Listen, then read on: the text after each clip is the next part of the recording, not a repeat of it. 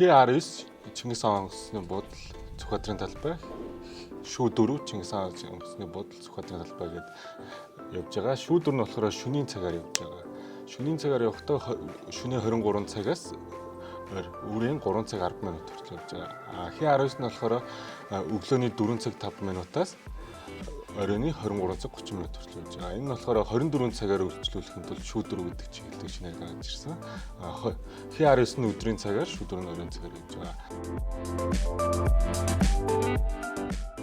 Тасалт нь болохоор 120 мянгад хангар цэцлэгийн ордон, дөрөв тухай спортын ордон, тэгээд шууд Чингис хаан сонгосны бодлоо дээр. Том нь 15 мянгаар, хүүхэд нь 7 мянгаар явж байгаа. Хоёр чиглэлд хоёулна. Х20 чиглэл нь болохоор 5 шар Чингис хаан олон улсны нэгс буудлыг явж байгаа. Үнийн тариф нь болохоор том хүн 10 мянга, хүүхэд 5 мянга гэсэн чиглэл. Үнийн тарифт явж байгаа.